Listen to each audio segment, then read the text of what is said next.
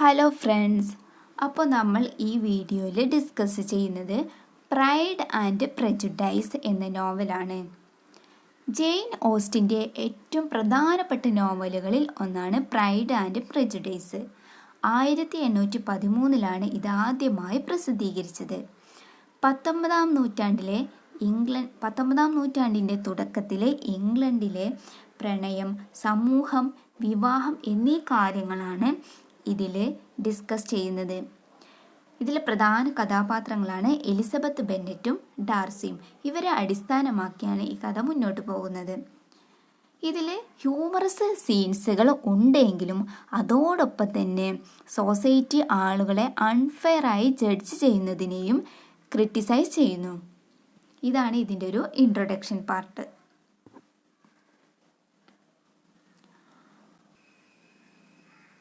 ലോങ്ബോൺ എന്ന ഗ്രാമത്തിലാണ് ബെന്നറ്റ്സ് കുടുംബം താമസിക്കുന്നത്.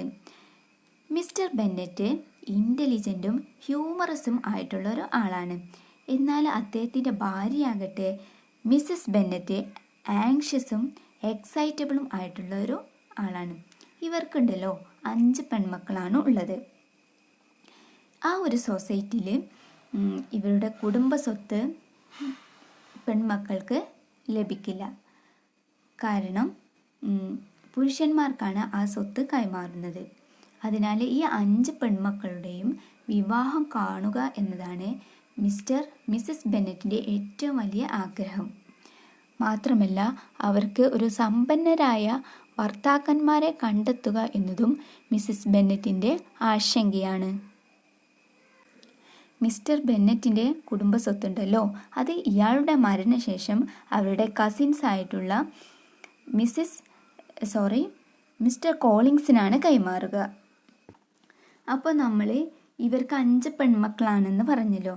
ഈ 5 പെൺമക്കൾക്കും 5 ഡിഫറെൻ്റ് പേഴ്സണാലിറ്റിയാണ് ഉള്ളത്. ഈ മൂത്ത ആളാണ് ജെയിന്. ഈ ജെയിന് ഉണ്ടല്ലോ നല്ല ഭംഗിയാണ് കാണാൻ. മാത്രമല്ല ഒരു ദയയും സൗമ്യവുമുള്ള ഒരു ക്യാരക്ടറാണ്, ഒരു സ്വഭാവമാണ് ഈ ജെയിനിന് ഉള്ളത്.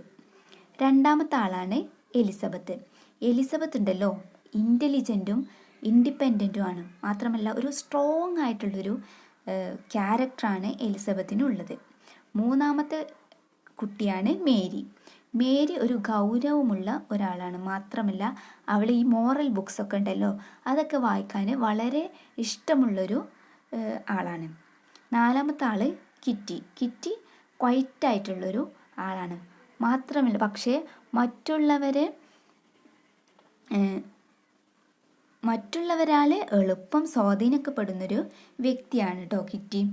എന്നാൽ ഏറ്റവും ചെറിയ ആളാണ് ലിഡിയ. ഇവളെ ഒരു സ്വഭാവം ഉണ്ടല്ലോ, ഇമെച്യൂറായിട്ടുള്ള മെച്യൂരിറ്റി എത്താത്തൊരു അത്തരത്തിലുള്ള ഒരു സ്വഭാവമാണ് കിറ്റിക്കുള്ളത്. ഇവൾ പാർട്ടീസും അതുപോലെ ഓഫീസേഴ്സിനൊക്കെ ഇഷ്ടമുള്ളൊരു ആളാണ്. ഇവർക്ക് എങ്ങനെയാണ് ഈ ക്യാരക്ടേഴ്സ് ലഭിക്കുന്നത്, ഈ ഒരു പേഴ്സണാലിറ്റി എന്തുകൊണ്ടാണ് ഇങ്ങനെ പറയുന്നത് എന്ന് നമുക്ക് ഇനി കഥ തുടർന്ന് പോകുമ്പോൾ പറയാം. ഇനിയാണ് മിസ്റ്റർ ബിംഗ്ലിയുടെയും മിസ്റ്റർ ഡാർസിയുടെയും എൻട്രി. മിസ്റ്റർ ചാൾസ് ബിംഗ്ലി ഒരു വെൽത്തിയും ആൻഡ് cheerful യങ് മാൻ ആയിരുന്നു. അദ്ദേഹം ലോങ്ബേണിലെ വലിയൊരു എസ്റ്റേറ്റായ നെതർഫീൽഡ് പാർക്ക് വാടകയ്ക്കെടുക്കുന്നു. അദ്ദേഹത്തിൻ്റെ കൂടെ അദ്ദേഹത്തിൻ്റെ 2 സഹോദരിമാരായ മിസ്സിസ് ഹേസ്റ്റേഴ്സും മിസ് ബെംഗ്ലിയും അദ്ദേഹത്തിൻ്റെ അളിയനായ മിസ്റ്റർ ഹേസ്റ്റയും കൂടാതെ അദ്ദേഹത്തിൻ്റെ ക്ലോസ് ഫ്രണ്ടായിട്ടുള്ള ഫിറ്റ്സ് വില്യം ഡാർസിയും അദ്ദേഹത്തിൻ്റെ കൂടെ വന്നു. ഈ ഫിറ്റ്സ് വില്യം ഡാർസി പെമ്പർലി എന്ന മനോഹരമായ എസ്റ്റേറ്റിൻ്റെ ഉടമ കൂടിയാണ്. ബിംഗ്ലി നമ്മൾ പറഞ്ഞല്ലോ, ബിംഗ്ലി യങ്ങും ആൻഡ് വെൽത്തിയസ്റ്റ് പേഴ്സൺ ആണെന്ന്. മാത്രമല്ല അദ്ദേഹം അൺമാരീഡ് കൂടെയായിരുന്നു.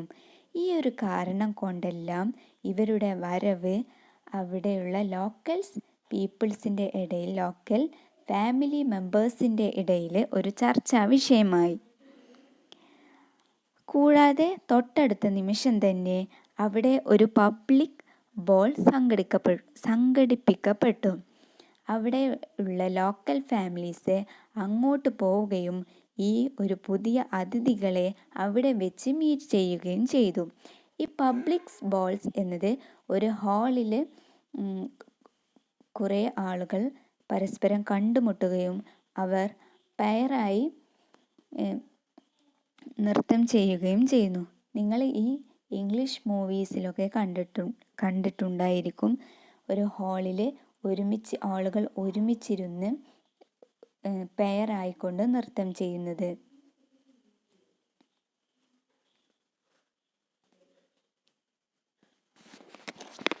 മിസ്റ്റർ ബിംഗ്ലി ഒരു ഫ്രണ്ട്ലി ആയിട്ടുള്ളൊരു വ്യക്തിയായിരുന്നു. അദ്ദേഹം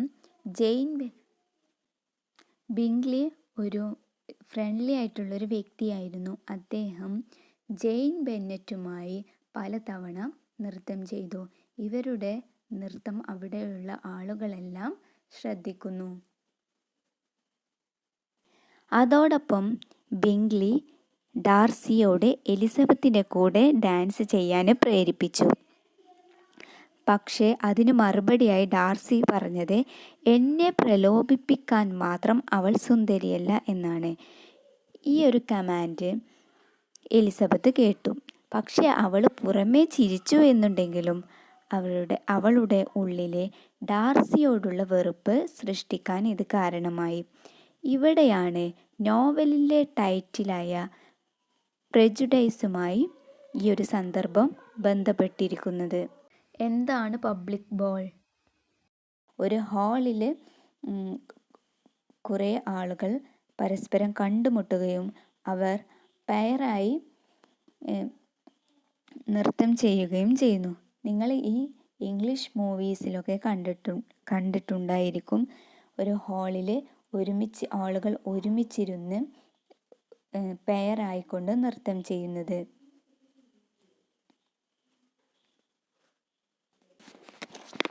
മിസ്റ്റർ ബിംഗ്ലി ഒരു ഫ്രണ്ട്ലി ആയിട്ടുള്ളൊരു വ്യക്തിയായിരുന്നു. അദ്ദേഹം ജെയിൻ ബെന്നറ്റുമായി പലതവണ നൃത്തം ചെയ്തു. ഇവരുടെ നൃത്തം അവിടെയുള്ള ആളുകളെല്ലാം ശ്രദ്ധിക്കുന്നു. അതോടൊപ്പം ബിംഗ്ലി ഡാർസിയോട് എലിസബത്തിൻ്റെ കൂടെ ഡാൻസ് ചെയ്യാൻ പ്രേരിപ്പിച്ചു. പക്ഷേ അതിനു മറുപടിയായി ഡാർസി പറഞ്ഞത് എന്നെ പ്രലോഭിപ്പിക്കാൻ മാത്രം അവൾ സുന്ദരിയല്ല എന്നാണ്. ഈ ഒരു കമാൻഡ് എലിസബത്ത് കേട്ടു. പക്ഷേ അവൾ പുറമേ ചിരിച്ചു എന്നുണ്ടെങ്കിലും അവളുടെ ഉള്ളിലെ ഡാർസിയോടുള്ള വെറുപ്പ് സൃഷ്ടിക്കാൻ ഇത് കാരണമായി. ഇവിടെയാണ് നോവലിലെ ടൈറ്റിലായ പ്രെജുഡൈസുമായി ഈ ഒരു സന്ദർഭം ബന്ധപ്പെട്ടിരിക്കുന്നത്. ഈ ഒരൊറ്റ കമാൻഡിൻ്റെ പുറത്ത് എലിസബത്ത് എന്ന വ്യക്തിയിലൂടെ ഡാർസിയെ നമുക്ക് കാണാം. എലിസബത്ത് ഒരു അരഗൻ്റായ ഒരു വ്യക്തിയായി ചിത്രീകരിക്കുന്നു. ഒരു പക്ഷേ അദ്ദേഹത്തിന് പബ്ലിക്കിൽ നൃത്തം ചെയ്യുന്നത് അൺകംഫർട്ടബിൾ ആയതുകൊണ്ടായിരിക്കാം അദ്ദേഹം അങ്ങനെ പറഞ്ഞത്. എന്നാൽ അദ്ദേഹത്തെ പൂർണ്ണമായി അരഗൻ്റായി ചിത്രീകരിക്കുന്നത് എലിസബത്തിൻ്റെ ഒരു പ്രെജുഡൈസാണ്.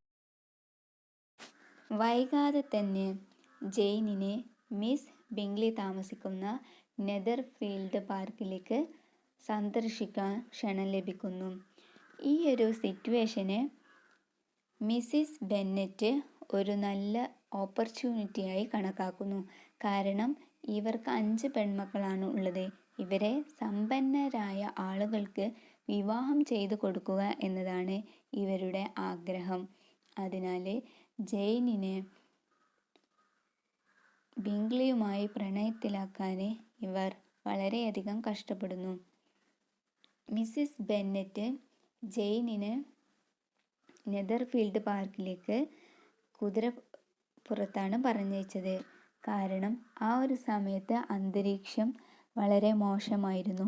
അവൾ തിരിച്ചു വരുന്ന സമയം ഹെവി റെയിൻഫോൾ ആയാൽ അവൾക്ക് അവിടെ തങ്ങേണ്ടി വരും. ആ ഒരു സമയം ഇവർക്ക് മനസ്സുകൾ കൂടുതൽ കൈമാറാൻ കഴിയും. പ്ലാൻ അനുസരിച്ച് എല്ലാം നടന്നു. ജെയിനിൻ്റെ യാത്രക്കിടെ കനത്ത മഴ പെയ്യുന്നു. അവൾക്ക് കടുത്ത പനി പിടിപെട്ട് വീട്ടിലേക്ക് മടങ്ങാൻ കഴിയാത്തത്ര അവശതയുണ്ട്. സുഖം പ്രാപിക്കുന്നത് വരെ നെതർഫീൽഡിൽ തന്നെ തുടരാൻ മിസ്റ്റർ ബിംഗ്ലി അവളോട് ദയാപൂർവം ആവശ്യപ്പെടുന്നു. എന്നാൽ എലിസബത്ത് തൻ്റെ സഹോദരിയെക്കുറിച്ച് ആശങ്കുലയാണ്. വണ്ടി ലഭ്യമല്ലാത്തതിനാൽ ചെളി നിറഞ്ഞ വയലുകളിലൂടെ 3 മൈൽ നടന്നാണ് അവർ നെതർഫീൽഡിലേക്ക് പോകുന്നത്. അവൾ അവിടെ എത്തുമ്പോൾ അവിടെ വസ്ത്രങ്ങളെല്ലാം മുഷിഞ്ഞിരുന്നു. എന്നാൽ എലിസബത്തിൻ്റെ ഈ സന്ദർശനം ബിംഗ്ലിയുടെ സഹോദരിയായ മിസ് ബിംഗ്ലിക്ക് തീരെ ഇഷ്ടപ്പെട്ടില്ല. മിസ് ബിംഗ്ലി എലിസബത്തിൻ്റെ ചെളി നിറഞ്ഞ വസ്ത്രം കണ്ട് ചിരിക്കുന്നു. എന്നാൽ ഇതിന് വിപരീതമായ അഭിപ്രായമാണ് ഡാർസിക്കുണ്ടായിരുന്നത്. എലിസബത്തിന് അവൾക്ക് അവളുടെ സഹോദരിയോടുള്ള ആഴത്തിലുള്ള സ്നേഹം, സംഭാഷണം, ആത്മവിശ്വാസം എന്നിവയാൽ അദ്ദേഹം എലിസബത്തിനോട് ഒരു അട്രാക്ഷൻ തോന്നി. ഡാർസി എലിസബത്തിനെ അഭിനന്ദിക്കാൻ തുടങ്ങിയെങ്കിലും അവളുടെ കുടുംബത്തിൻ്റെ താഴ്ന്ന സാമൂഹിക പദവി അവളെ തനിക്ക് അനുയോജ്യമല്ലാത്ത ഭാര്യയാകുമെന്ന് അദ്ദേഹം വിശ്വസിക്കുന്നു. എന്നാൽ എലിസബത്ത് ഇതുവരെ ഡാർസിയെ സ്നേഹിച്ചിട്ടില്ല. അവൾക്ക് ഇപ്പോഴും അവനെ ഇഷ്ടമില്ല. പക്ഷേ അവൾ അവനെ കൂടുതൽ ശ്രദ്ധിക്കാൻ തുടങ്ങുന്നു.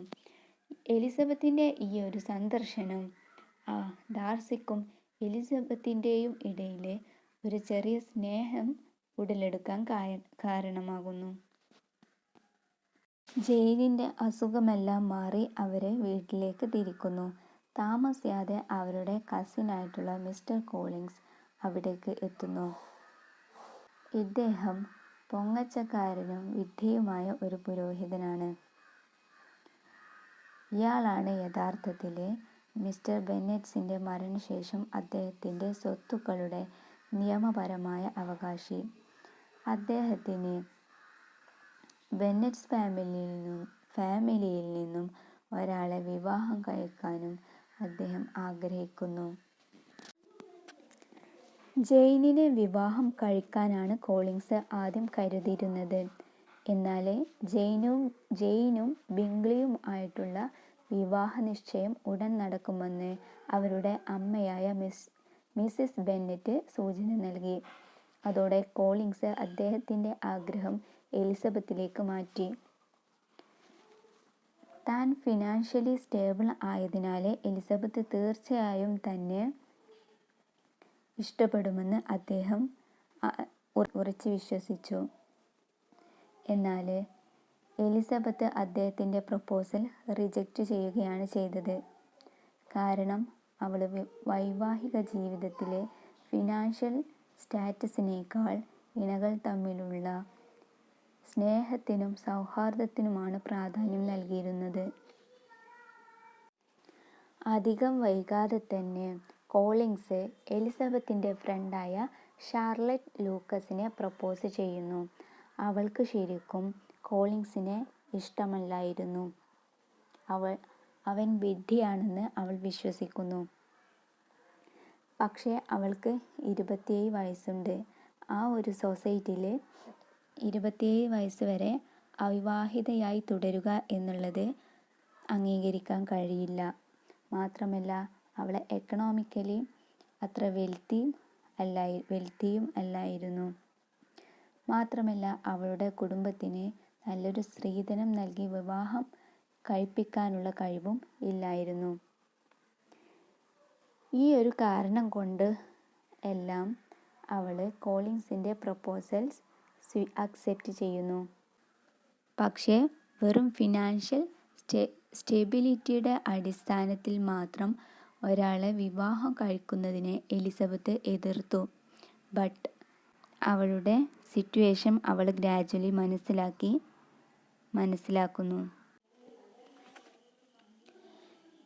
ഇതേ സമയം എലിസബത്ത് ജോർജ് വിക്രം എന്ന മിലീഷ്യ ഓഫീസറെ കണ്ടുമുട്ടുന്നു. അദ്ദേഹം അദ്ദേഹത്തിൻ്റെ പാസ്റ്റിലെ ഡാർസിയുമായിട്ടുള്ളൊരു സാഡ് ന്യൂസ് പങ്കുവെക്കുന്നു. ഡാർസിയുടെ ഫാദർ അദ്ദേഹത്തിന് മരിക്കുന്നതിന് മുന്നേ വാല്യബിൾ ആയിട്ടുള്ളൊരു ചർച്ച് പൊസിഷന് വാഗ്ദാനം നൽകിയിരുന്നു. എന്നാൽ അദ്ദേഹത്തിൻ്റെ മരണശേഷം ഡാർസി ഇത് അദ്ദേഹത്തിന് നൽകിയില്ല. താൻ ഡാർസിയുടെ നിരപരാധിയായ ഇരയാണെന്ന് അദ്ദേഹം എലിസബത്തിനോട് സ്വയം പരിചയപ്പെടുത്തി. എലിസബത്തിന് ഡാർസിയോട് ഇഷ്ടമല്ലാത്തതിനാൽ ഡാർസിയുടെ ഭാഗം കേൾക്കാൻ അവൾ തയ്യാറായില്ല. ജോർജ് വിക്രം പറഞ്ഞ കാര്യം അവൾ വിശ്വസിക്കുകയും ചെയ്തു. എന്നാൽ യഥാർത്ഥം ഇതായിരുന്നില്ല. ഡാർസിയുടെ ഫാദർ വാഗ്ദാനം ചെയ്ത ചർച്ച് പൊസിഷനു പകരം അദ്ദേഹം ഡാർസിയിൽ നിന്നും പണം വാങ്ങി അത് ഒത്തുതീർപ്പാക്കിയിരുന്നു. ഈ പണം വിക്രം ചൂതാട്ടത്തിലൂടെ നഷ്ടപ്പെടുത്തുകയും ചെയ്തു. മാത്രമല്ല, ഡാർസിയുടെ ഇളയ സഹോദരി ഒരു ഫിനാൻഷ്യലി സ്റ്റേബിളായിട്ടുള്ള നല്ല വെൽത്തി ആയിട്ടുള്ളൊരു പെൺകുട്ടിയായിരുന്നു. ഈ ഒരു പണം തട്ടിയെടുക്കാൻ വേണ്ടി വിക്രം അവളുമായി ഒളിച്ചോട്ടത്തിന് ശ്രമം നടത്തി. ഈ കാര്യങ്ങളൊന്നും എലിസബത്തിന് അറിയില്ല. ജെയിനും ബിങ്ക്ലിയും വളരെയധികം ഇഷ്ടത്തിലാണ്. എന്നാൽ ഡാർസി ജെയിനിന് ശരിക്കും ബിങ്ക്ലിയോട് ഇഷ്ടമില്ല എന്ന് തെറ്റിദ്ധരിക്കുന്നു. കാരണം ജെയിന് ഫീലിങ്സ് പ്രകടിപ്പിക്കുന്ന കൂട്ടത്തിൽ പെട്ട ആളല്ലായിരുന്നു. അതിനാൽ ബിങ്ക്ലിയോട് ഈ വിവാഹത്തിൽ നിന്നും പിന്മാറാൻ അദ്ദേഹം നിർബന്ധിച്ചു. കൂടെ തന്നെ ബിങ്ക്ലിയുടെ 2 സഹോദരിമാർക്കും ബെന്നറ്റ്സ് കുടുംബത്തിൻ്റെ ബിഹേവിയേഴ്സ് ഇഷ്ടമല്ലായിരുന്നു. അവർ സാമൂഹികമായി താഴ്ന്നവരാണെന്നും നമ്മോട് കിടപിടിക്കാൻ പറ്റുന്ന ആളുകളല്ല എന്നും അവർ വിചാരിക്കുന്നു. അതിനാലും അവരും ബിങ്ക്ലിയോട് ഈ വിവാഹത്തിൽ നിന്ന് പിന്മാറാൻ നിർബന്ധിക്കുന്നു. ഈ 2 ഉപദേശവും വിശ്വസിച്ച് ബിങ്ക്ലി ജെയിനിനെ പ്രപ്പോസ് ചെയ്യാതെ ലണ്ടനിലേക്ക് മടങ്ങി. ഇത് ജെയിനിനെ വളരെയധികം സങ്കടത്തിലാക്കി. ബിങ്ക്ലിയുടെ പെട്ടെന്നുള്ള വേർപാടിൽ എലിസബത്ത് വളരെയധികം അസ്വസ്ഥതയാണ്. ജെയിനിനെയും ബിങ്ക്ലിയെയും ഡാർസിയാണ് വേർപെടുത്തിയത് എന്ന് അവൾ കുറ്റപ്പെടുത്തി. ഡാർസി പ്രൈഡും സ്വാർത്ഥതയും അഹങ്കാരവും കൊണ്ട് നടക്കുന്ന ആളാണെന്ന് അവൾ വിധിയെഴുതി. വിവേകത്തിനപ്പുറം വികാരത്തോടെയുള്ളൊരു വിധിയെഴുത്തായിരുന്നു ഇത്. ഡാർസിയോടുള്ള അടങ്ങാത്ത വെറുപ്പും ജെയിനിനോടുള്ള സഹതാപവുമാണ് ഈ വിധിയിലേക്ക് നയിച്ചത്. കഥ മുന്നോട്ട് പോകുമ്പോൾ ഡാർസിയെക്കുറിച്ച് തൻ്റെ ധാരണകളെല്ലാം തെറ്റിദ്ധാരണയാണെന്ന് എലിസബത്ത് തിരിച്ചറിയുന്നു. വീഡിയോ ഒത്തിരി ലോങ് ആയതിനാൽ ഇത്രയും ഭാഗം മാത്രമേ ഇതിൽ ഉൾപ്പെടുത്തുന്നുള്ളൂ. നിങ്ങൾക്ക് വീഡിയോ ഇഷ്ടപ്പെട്ടാൽ ലൈക്ക് ചെയ്യുക, സബ്സ്ക്രൈബ് ചെയ്യുക, ഷെയർ ചെയ്യുക. പാർട്ട് 2മായി നമുക്ക് വീണ്ടും കാണാം. ബൈ.